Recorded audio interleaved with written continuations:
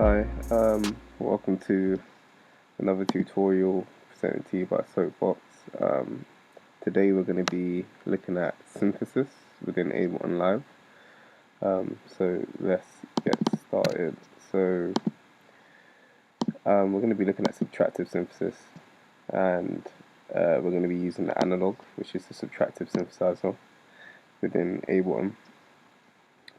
First, we need to program some MIDI. So I'm just gonna write some chords.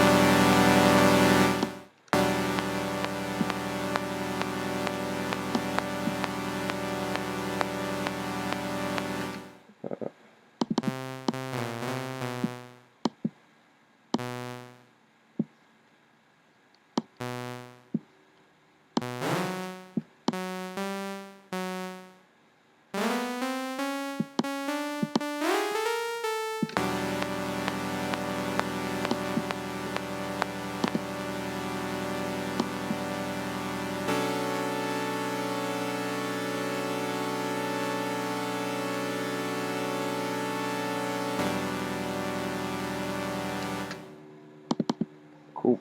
So what we're gonna create here, to be honest, I don't know what we're gonna create. We could create so many sounds. There's a lot of sounds to create with synths. But what I want to do is take you through the different waves. Um, so the things that produce waves, because the synthesizer is basically broken up into three main sections, I'd say. So you have the oscillators, and right there on the synth, you can see that it says OS1 and OS2. So it has two oscillators. Right now I'm going to single out one oscillator, just so we can listen to the different waves. So this is a sine wave.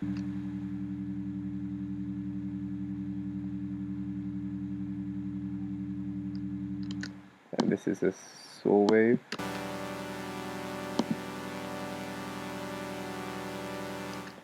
This is a square wave.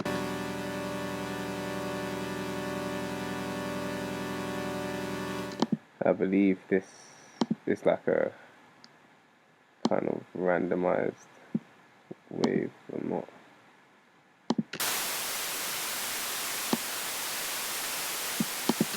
Okay, so that's just noise, basically.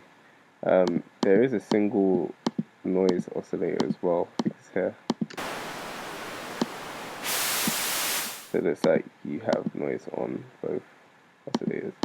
But the oscillators are basically things that produce sound waves. So they're like the source of the sound. So I think maybe for this example, I think I'm gonna use two saw waves. And what I'm gonna do is detune them. So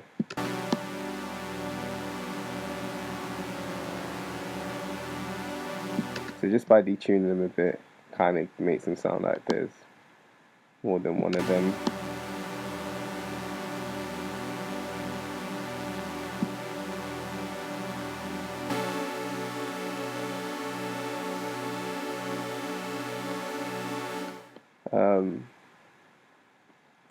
So yeah, the next thing we're going to do is look at the filter, and also just look at some little bits of modulation. So I've always kind of looked at synthesizers as like the human mouth. You know, the oscillators is like your voice box, and the filters are kind of like your actual mouth, because it's shaping the sound that comes out of the synth. So there's different filters, low pass filters, which wraps out high frequencies, and band pass filters, which take out high frequencies and low frequencies, and high pass filters, which basically take off low frequencies. And you also got formant, which are like valves, kind of meant to emulate the filtration of the human voice. I believe. So what we're gonna do is, you know, take off some sound with the filter. What we're also gonna do is use ADSR envelope to shape that filter. So on the ADSR envelope, it's called ADSR because, you know, it stands for attack, decay, sustain, release. There is four main parameters that you need to know about. So attack basically says how long it takes a parameter to kick in. So for example, we have our envelope connected to the filter, and how much of that envelope is controlling the filter you can control by here. So I'm going to have it on full so we can hear the full effect of every single bit of this envelope. So if I, raise the attack to 240 or 500, 494 milliseconds. Let's have it on longer. So what that's saying is the attack is slow, therefore the filter is opening up itself very slowly. So let's have a very slow, open up. And because the filter is at the envelope's at 16, the filter is opening up quite bright. Decay is basically how long it stays open for. So if I took off sustain, for example, and it's important to pay attention to the shapes here.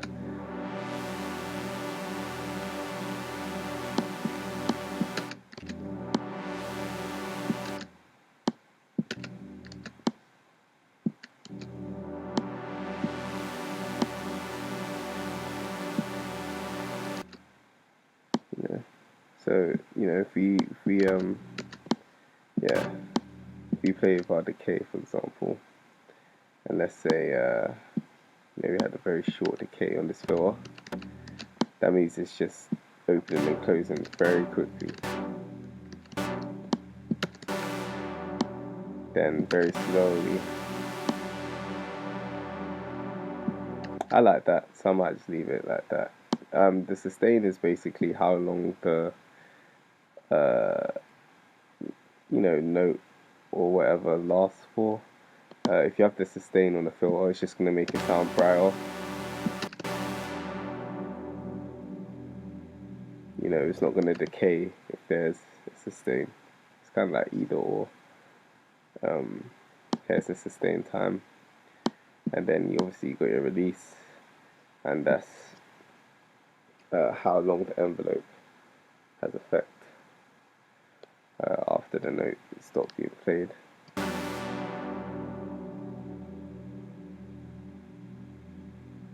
Which I might raise, to be honest.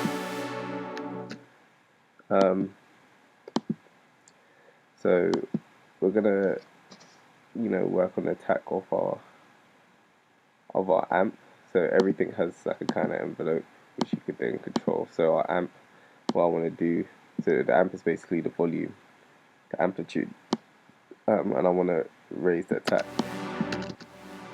Also want to take off the release, maybe have a bit of decay, and did I say take off the release? I mean sustain and raise the release.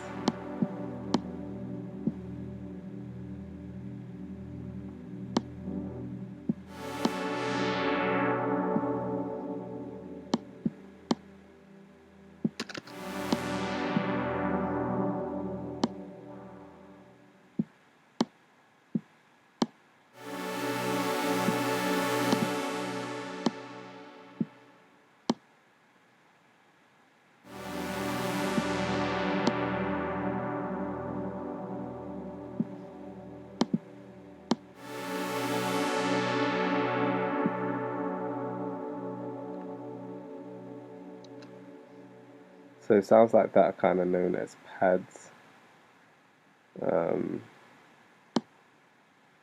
So yeah, what we could also do with that, you've got cool functions here like vibrato.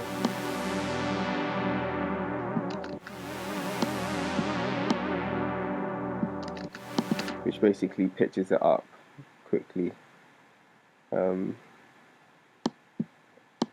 or slowly. You can control the rate here. You also got things like unison.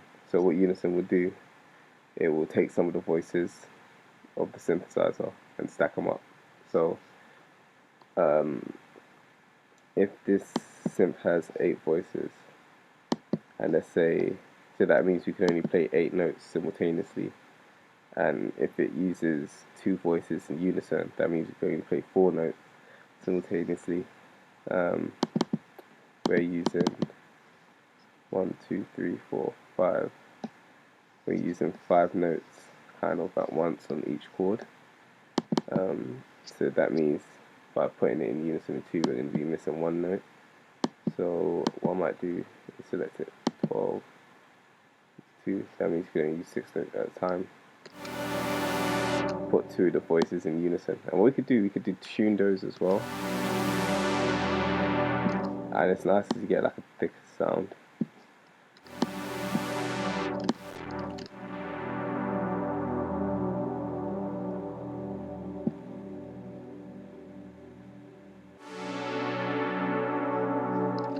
Very kind of like 80s, and then once you kind of have the basis of your sound, this is a very basic sound.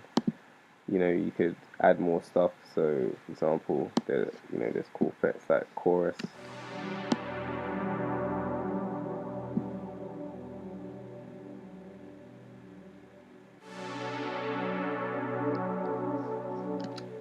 You know, there's also things like reverb.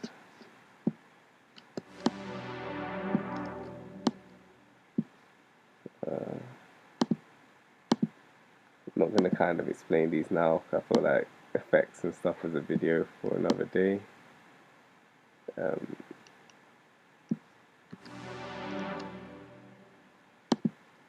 I'm just going to kind of create like a nice reverb setting to use on this.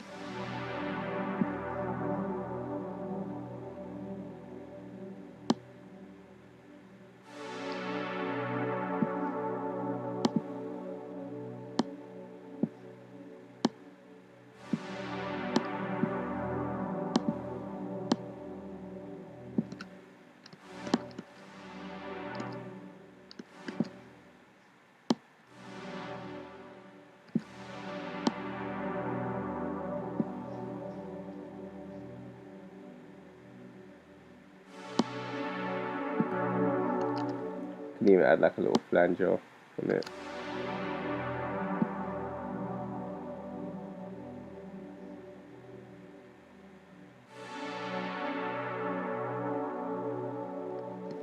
One cool thing about synthesizers in general as well is that they got these things called LFOs. And right now I'm going to add an LFO to the filter. So if I select LFO 1,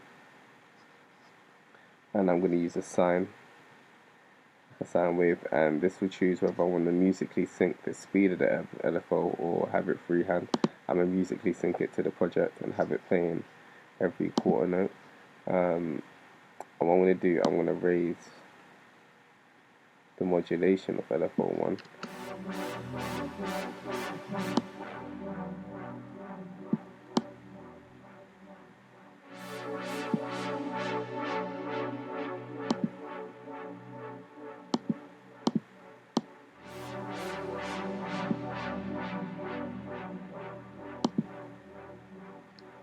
So let's mess with the rate, for example, for mess with the rate.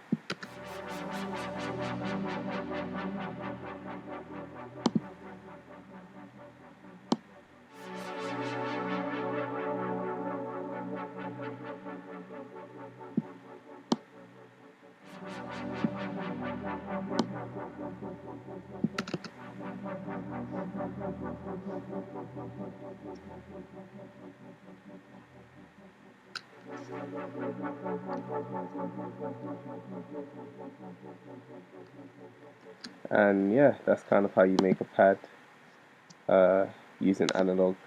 This is just an introduction to subtractive synthesis, and there's so many different sounds you can make. But I hope this was helpful. So yeah, thanks for tuning in. And this has been a tutorial on synthesis. Thanks for watching. Find more helpful videos on our YouTube channel. Just search for Soapbox Online. Follow us on Instagram at Soapbox Online for daily videos and tutorials. And don't forget to like and subscribe.